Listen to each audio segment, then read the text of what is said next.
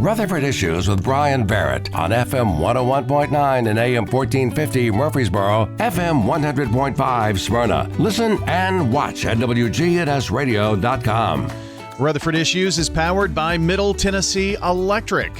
Their charitable foundation is called Sharing Change, and it's funded by members who round up their electric bills to the nearest dollar each month, supporting hundreds of nonprofits. Find out more at sharingchange.org. Well, we're talking about the Center for the Arts today.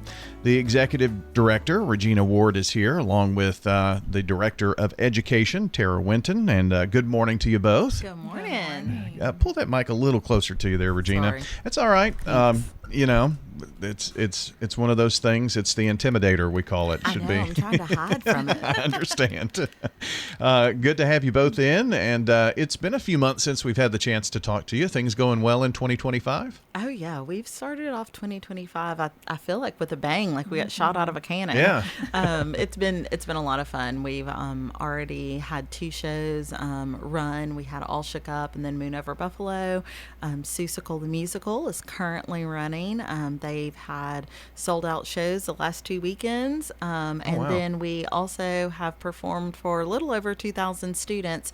We had a secondary cast for that show, and we performed over at Northside for 2,000 students during Read Across America Week. So Dr. Seuss Week and Seussical the Musical, and Tara directed that one, and we've had a really good time. It's been a blast, but we're moving fast and furious. Yeah, sounds like it. Yeah. I just pulled up boroughArts.org. It looks different. Have you done a little refresh? We did. So Looks good. Thank you. We did have a total revamp at the end of last year. Wax Eloquent helped us with that, and they did a really lovely job, and we're really enjoying it so far. So thank you. I always try to pull it up so we can talk about what's going on. How did Moon Over Buffalo? Is that right? Yes, Moon Over Buffalo. How did that go? It went really well. We joke. I don't love a farce. My team, Tara does. My team thinks I'm a little too serious probably for them, but it went really well. The cast was really stellar, and they had a lot of fun. I've actually had some board members and donors say it's been one of their favorite shows that we've done in a little while. Well, so good. It's great. Yeah. Yeah. Sometimes you have to add a little humor and that kind of thing, right? Yes. It's very witty. Yeah. It's written incredibly well. Yeah. And so that makes it fun. Tara, things have been going pretty strong for you, I would assume, too, right? Oh, yes. We are in the throes of multiple productions going on for our CSA team. So this week we opened The Giver, which is based on Lois Lowry's famous book that most 5th and 6th graders read. I read when I was in 5th and 6th grade, and just a classic book.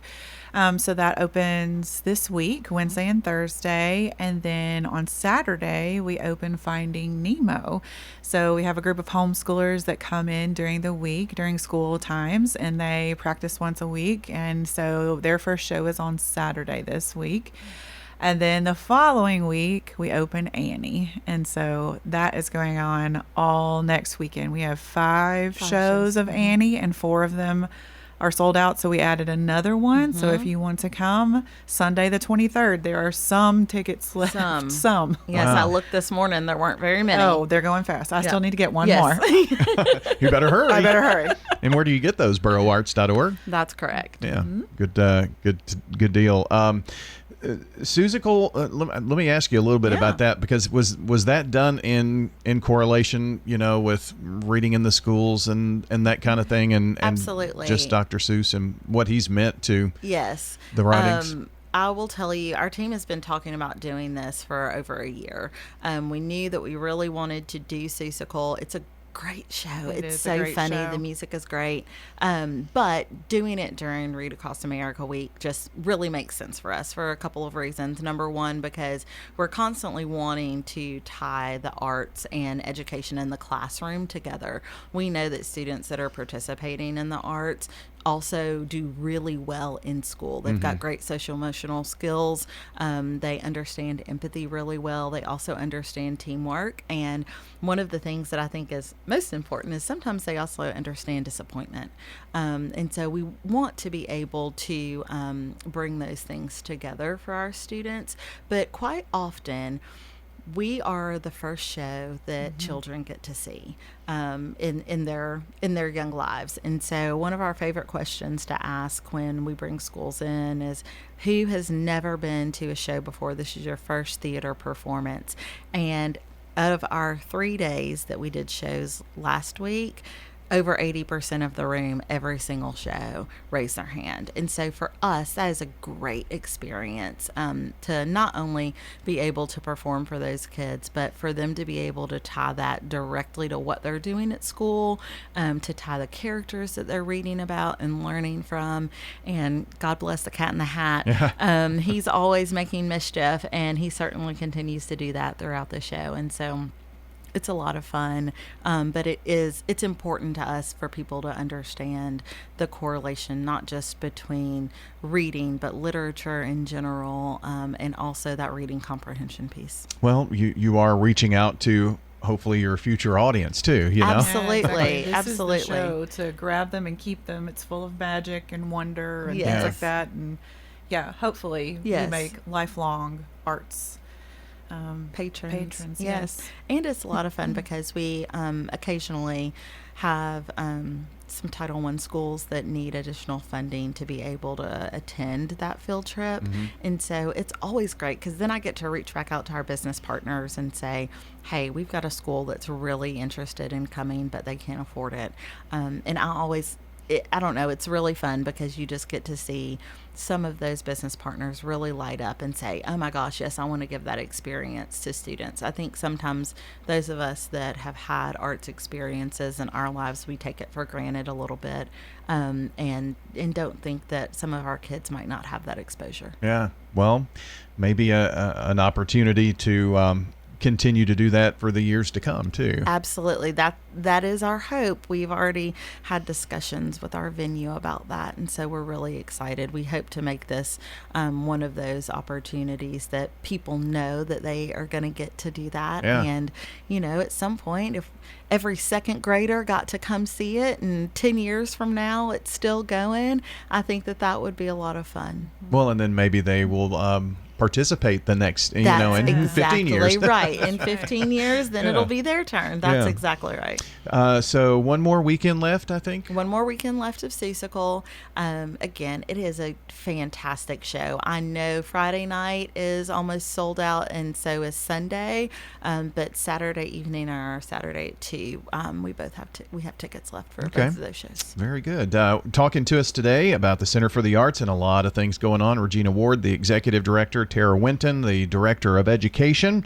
Tara, you mentioned the CSA a minute ago, but you're also gearing up for summertime, right? Oh, yes. It's all out there ready to go. So at the beginning of February, we released all of our summer programming. And if you go to borougharts.org and go to education, you can see everything listed there. When you scroll down to summer, everything is there, and we have something for everyone. We have tried really hard to hit all of our age groups and all of our interests, and just trying to expand what we're offering. So everybody from K through 12 has multiple opportunities to come and hang out with us this summer.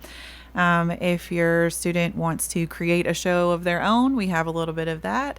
If your student wants to perform a full musical, we have a little bit of that. If your kid wants to come and sing, we have a little bit of that.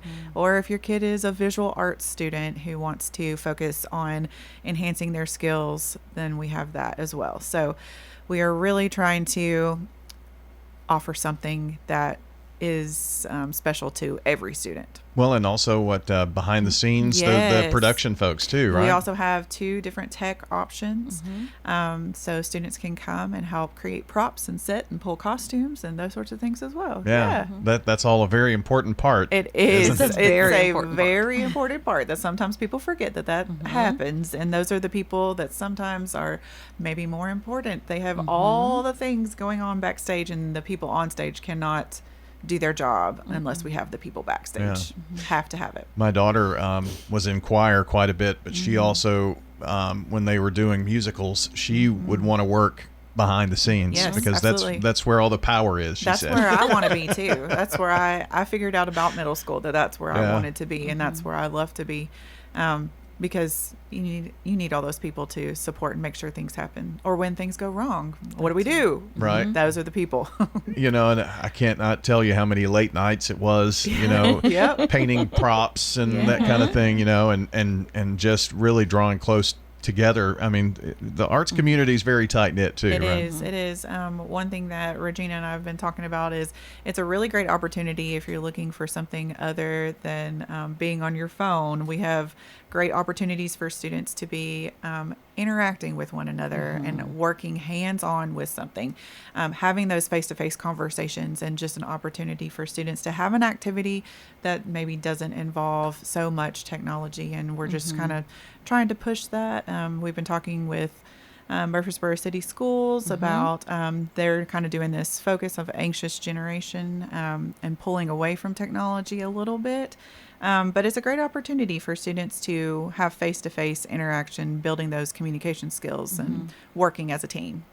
So if someone's interested in any of these summer classes, go online, find out about what's going on there. Yes. So what you're going to do is you're going to figure out what grade or age group that you're looking for. And when you click that, then it's going to show you all the options that are available for your student. So if you click on 6th grade, it'll give you all the options that are available to 6th grade. And you can look into it from there once you kind of figure out what your kid is interested in. And I know you mentioned, Regina, Title I a minute ago. If there are some that are maybe struggling to pay, I mean, are there ways? There are scholarships available. Okay, so when you figure out if you want to do Matilda the musical, you can click on that and fill out the information, and then there's scholarship information that you put in within the registration. So all of that is available. Scholarships are available for everything that we do. Absolutely. Good stuff. Last year, we gave about $16,000 away in scholarship, thanks to amazing companies like Sharing Change through Middle Tennessee Electric, and Redstone's another partner of ours that helps with scholarship. Dow Smith. We could not be able to scholarship our students and let them participate in this way without them. Yeah, very, very fun stuff. So if you want to find out more, boroughlarts.org, and just look for the education tab, tap on that, and it actually will take you right to where you need to go. So check that out. Regina, April, springtime. Oh, yes. Kind of always brings into my mind one of the big events is the Backstage Bash. That's right. Backstage Bash is slated for April 12th this year. So that will be, kind of walk us through. It's Wicked themed, I hear. It is. I love that you heard that. Yes. So this year, the Backstage Bash is being chaired by Brad Hopkins and Chrissy Vea. We love them both dearly. They're great patrons of ours and great community partners in general. But our committee started really kind of thinking about what we wanted to do, and certainly Wicked has been a box office hit, and the theater community has been a hit for many years now. And so in thinking about themes and just all around funness, one of the things that the Bash does for us as an organization is it brings people to the table that might not be your traditional theater lovers. So we'll take my husband, for instance.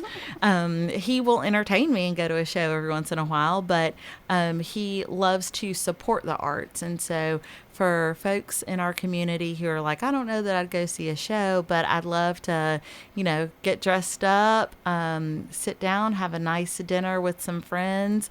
Our amazing volunteer actors and artists also perform during this dinner, and so this year we'll be performing several different Broadway hit numbers, and then we have a little entertainment treat this year. There'll be a little extra magic in Oz. Oh, really? Yes. Okay, very cool. So if someone's never been, give me about a minute on what they would expect Would or expect. should expect, and Yeah. dress, all that kind of thing. Absolutely. So if you've never been to the Bash, we shut down West College Street, and there is a large tent outside of our building right next to Pinnacle. What we do is essentially have a 300-person dinner event outside, but we start with cocktail hour inside in our gallery space. So you'll get to see some of our artists that are in the space at that time.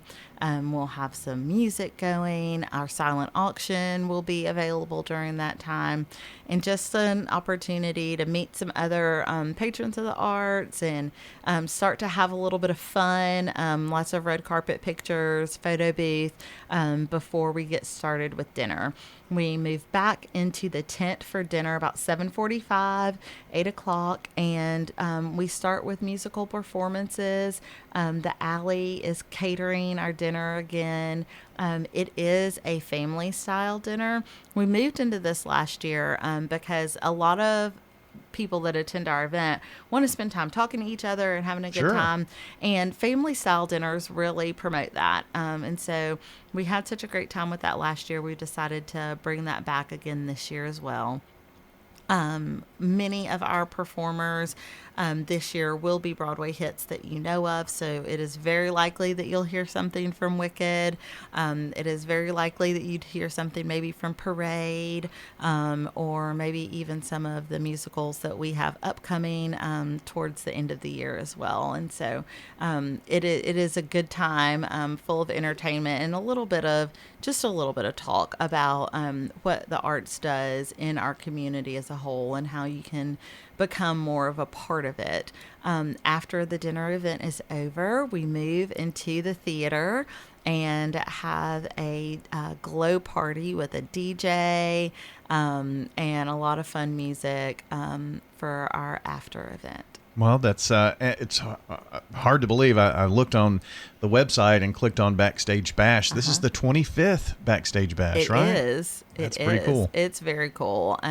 We are excited because, number one, it's a really fun event. We have a good time. We think it kind of kicks off spring in the downtown area, but also we're going to start talking a lot about what that means for next year for us, because it will be our 35th season as an organization. And so we are really excited. Big number. It's a big number. And there have been some amazing community members that have been a part of this for a long time, and we're excited to spend time with them and also recognize them.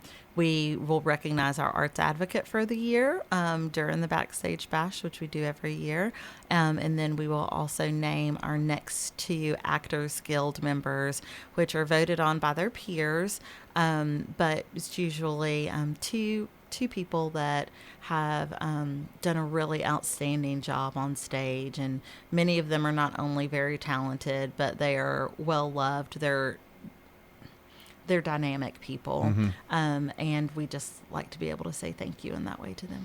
Well, check out boroughwarts.org, and for all of the summer camps, Backstage Bash, everything we've talked about is there, and I'll put some links in the podcast on the website. Thank you both for coming in today. Absolutely. Thanks for having us. Regina Ward, the Executive Director of the Center for the Arts here, along with Tara Winton, the Director of Education. And again, the podcast will be up shortly, and check it out. It'll have links to all of the things that we talked about today, or just go to boroughwarts.org and spend a little time around the website there. Have a great day, everybody. See you next time.